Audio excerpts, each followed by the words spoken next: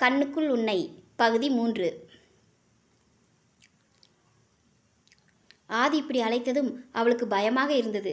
இருப்பினும் எதையும் முகத்தில் காட்டிக்கொள்ளாமல் அமைதியாக இருந்தாள். என்ன, மறந்ததை நினைவுபடுத்தி விட்டேனா?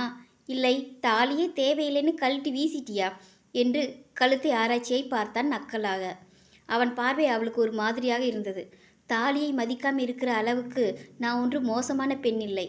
முதலில் தான் ஒரு பெண்ணை திருமணம் செய்திருக்கிறோம் என்ற எண்ணம் என்னை கேள்வியை கேட்பவர்க்கும் இருக்க வேண்டும். அப்படி ஒரு எண்ணம் அங்கே இருப்பதாகவே தெரியவில்லையே என்றால் இவளும் கிண்டலாக. ஓ, அப்படி நான் நினைக்கலையேன்னு அங்கே மிகவும் கவலைப்பட்டது போல் உள்ளதே என்றான் இவனும் விடாமல். அப்படி இங்கே யாரும் கவலைப்படலை. உங்களுக்கு இப்போ என்ன வேணும் என்றால் சலிப்பாக. அவனும் பட்டென்று நீதான் வேணும் என்றான் தீர்க்கமாக. அவள் திகைத்து அவனை நிமிர்ந்து பார்த்தாள். அவனும் அவள் கண்களையே ஊடுருவி பார்த்தான். அவளால் அவன் கண்களை நீண்ட நேரம் பார்க்க முடியவில்லை. இது நான் முடிவெடுக்கும் விஷயமல்ல. வீட்டில்தான் நீங்கள் வந்து பேச வேண்டும் என்றால் தட்டு தடுமாறி.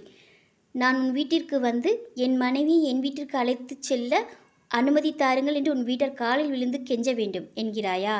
நெவர் என்றான் எக்கு குரலில். மேலும் நம் திருமணம் இந்து முறைப்படியும் நடந்துள்ளது, சட்டப்படியும் நடந்துள்ளது. எவனிடமும் நான் கேட்க வேண்டியதில்லை என்றான் தீர்மானமாக. இத்தனை நாள் இல்லாமல் இன்று என்ன திடீரென்று மனைவி ஞாபகம்?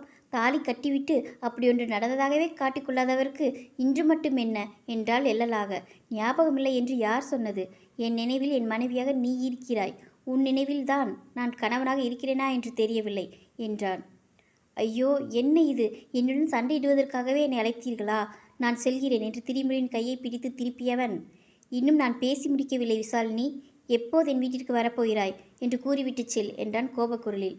தன் கையை விடுவிக்க அவளை எவ்வளவு முயன்றும் அவளால் முடியவில்லை. ஆதிகேசவின் ஆத்திரம் எல்லை மீறியது. விடுங்கள், நான் போக வேண்டும் என்று திரும்ப திரும்ப கூறினாள். நான் உன் கணவன் என்பதே உனக்கு நினைவில் இல்லை.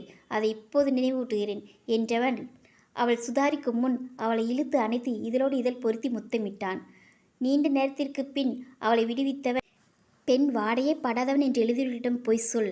என் மனைவியைத் தவிர வேற யாரும் என் அருகில் கூட வரக்கூடாது என்பதற்காக இத்தனை நாள் விரதம் காத்தேன் என்று அவளை தன் அணைப்பிலிருந்து விடுவித்தான். முதல் ஸ்பரிசம் அவளுடன் நடுங்கியது. நிற்க முடியாமல் அவள் தடுமாற சட்டென்று அவளை அணைத்து நாற்காலியில் உட்கார வைத்தான். நாற்காலியின் இரு கைகளையும் பிடித்தவாறு, நன்றாக யோசிப்பதற்கு முன் இதையும் பார்த்துவிட்டு செல் என்றுவிட்டு சிசிடிவி புட்டேஜை ஓடவிட்டான். அதை பார்த்தவள் அதிர்ந்து போனாள். இப்படித்தான் ஏதேனும் நடந்திருக்க வேண்டும் என்று உள்மனம் சொல்லிக் கொண்டிருந்தது.